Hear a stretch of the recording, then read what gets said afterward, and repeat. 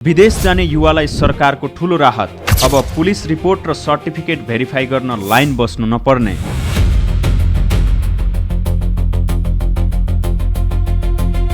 उच्च शिक्षाका लागि विदेश जाने सपना बोकेका विद्यार्थी हुन् या परिवारको खुसीका लागि खाडी मुलुक जान लागेका युवा, सबैले भोगेको एउटा साझा पीडा छ। कागजात प्रमाणीकरण गराउन कन्सुलर विभागमा बस्नुपर्ने त्यो घण्टौं लामो र अत्यास लाग्दो लाइन।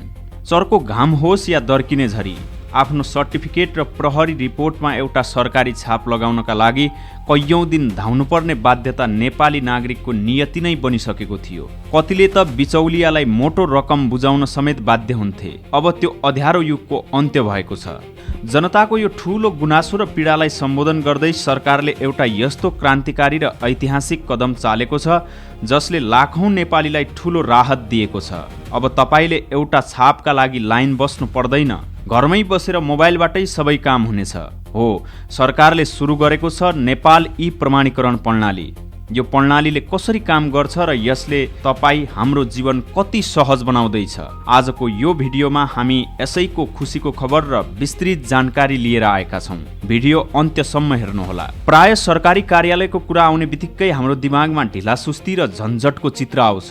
तर जब सरकारले साँच्चीकै जनताको मर्म बुझेर काम गर्छ त्यसको खुलेर प्रशंसा गर्नुपर्छ। परराष्ट्र मन्त्रालय अन्तर्गतको कन्सुलर सेवा विभागले भर्खरै एउटा यस्तो प्रविधि मैत्री प्रणालीको विकास गरेको छ जसले डिजिटल नेपालको सपनालाई साँच्चीकै व्यवहारमा उतारेको छ। कुरा 2083 साल साउनको हो।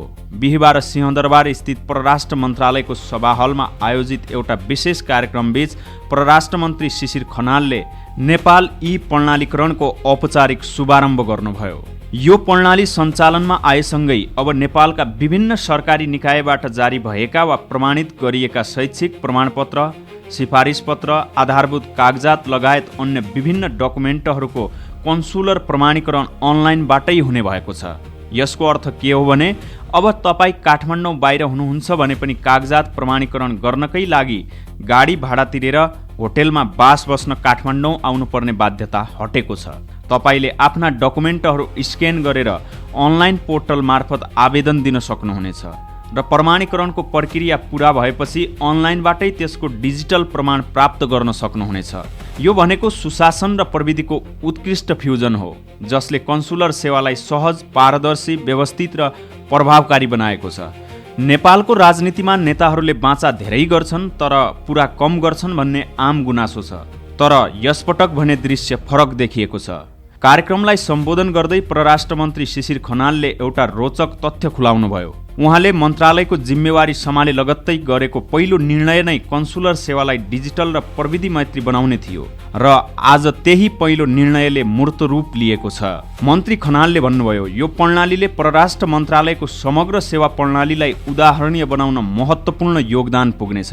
साँच्चै नै सरकारले डिजिटल नेपाल र सुशासनको अवधारणालाई केवल कागजमा मात्र सीमित नराखी व्यवहारमा कार्यान्वयन गर्ने जुन प्रतिबद्धता देखाएको छ यो त्यसैको एउटा सफल र सुन्दर प्रयास हो। मन्त्रीले आफ्नो पहिलो निर्णयलाई जसरी गम्भीरताका साथ पूरा गरेर देखाउनुभयो यसले युवा पुस्तामा सरकारप्रति सकारात्मक सन्देश प्रवाह गरेको छ। अब कुरा गरौँ यसले आम नागरिकलाई हुने फाइदाको बारेमा। पहिलो फाइदा, समय र पैसाको बचत। अब प्रमाणीकरणको लागि महिनौं कुर्नु पर्दैन।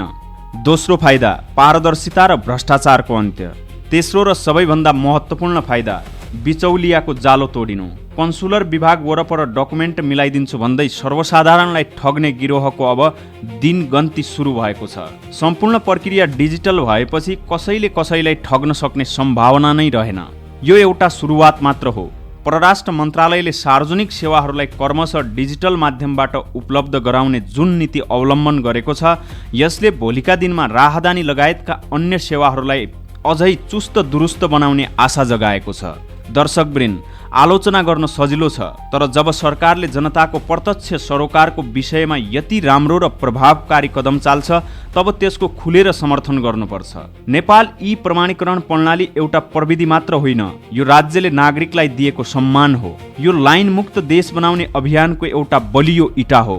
हामी आशा गरौँ परराष्ट्र मन्त्रालयको यो सफल मोडेललाई देशका अन्य मन्त्रालय र सरकारी कार्यालयहरूले पनि सिकेर आफ्ना सेवाहरूलाई पूर्ण रूपमा डिजिटल बनाउनेछन्।